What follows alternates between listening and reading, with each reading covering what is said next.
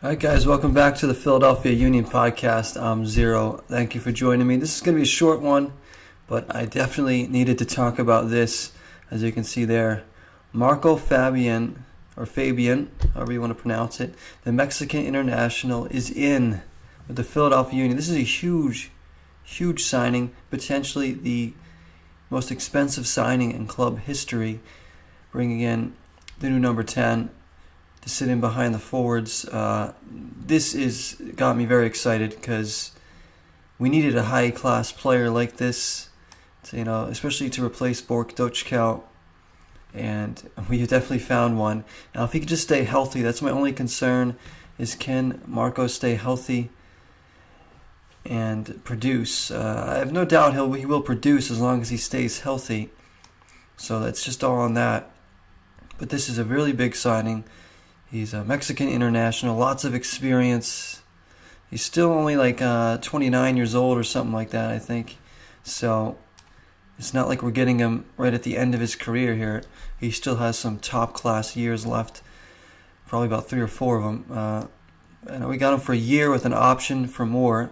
So let's see if he's on the roster yet. Here, there he is, Marco Fabian. Yeah, 29 years old, from Guadalajara, Mexico. He is a DP. Designated player, of course.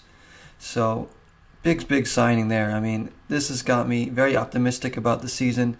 To go along with our good young core of players, now we got players like Bedoya and Fabian and Pico and now Sergio Santos around them.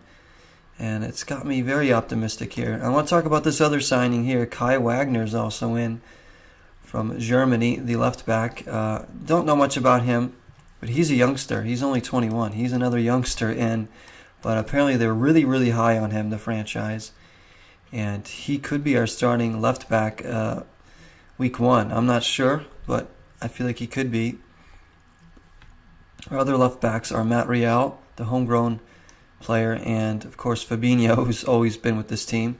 I expect Fabinho to just be more rotation player, so starting left back's probably either going to go to Wagner or Real, and right back is a battle between the veteran Gaddis and the youngster Olivier Mbaizo, who I think might be starting at right back too. So we haven't really found the replacement for Rosenberry, but I feel like they want to use Mbaizo. I think he's the guy that they're going to go with. He is younger. He's 21 as well. So we barely have any players 30 or up. Like Sapong just turned 30. Madunian, of course, he's 33. He's older. Milsinho's 33. Collins 32. And Bedoya, I think. Yeah, Bedoya's 31. Fabinho's 33. So that's it. And Bedoya obviously coming off a really good season. So these are huge signings. Potentially 2 starters. Well, Fabian will definitely be a starter, but I don't know about Wagner yet. We'll have to see how that plays out. So that means the attacking mid role isn't going to go to Fontana or Aronson, but they can learn a lot from Fabian in the year or 2 that he might be here, and hopefully be ready by then. I really still would like to see Fontana and Aronson get play time. I don't know how fit Marco Fabian is, so he might not play the full 90 every game. So I'm not sure. That means Bedoya and Madunian will sit back behind. I still don't know who the other midfielder is going to be, unless he decides to go with 2 forwards this season. I'm not sure. That would be something if Jim Curtin decides to go with 2 forwards. Having Santos now and Burke, it's a possibility. I just hope he doesn't decide to play Santos out wide, because I think we need him up front, running in behind the defense, using that speed, using that strength and skill he has, hoping that he can produce the goals. We'll see. So this is one of the biggest franchises, one of the biggest signings of franchise history, if not the biggest. And I just had to touch up on it. It just was announced yesterday. And there he is, looking good in the new blue and gold there, Marco. Really excited to have him on board, and I can't wait for this season to start now. We needed some more signings. We got them. Kai Wagner, Marco Fabian in with Santos, Aurelian Collin. Still think we need another outside mid and maybe another striker, but I think Santos, they're really hoping for big things from him, and we'll see what we get. But now we have, this gives us a chance to have a little more depth, and hopefully we can still give a lot of our young players some playing time. I don't want this to take away from all the young players. I want us to develop our youth, but I just hope they don't, get too impatient with it. I know our back line's going to be young, that's for sure, but I'd like to see guys like Derek Jones, Fontana play a lot more than what they have. So, if we can get the most out of Fabian and say David Accam has a bounce back season, we could have a really, really good year, guys. I'm talking like easily in the playoffs, maybe even top 3 or 4 in the East, if all goes well. But again, other teams have improved as well. This just gives us hope.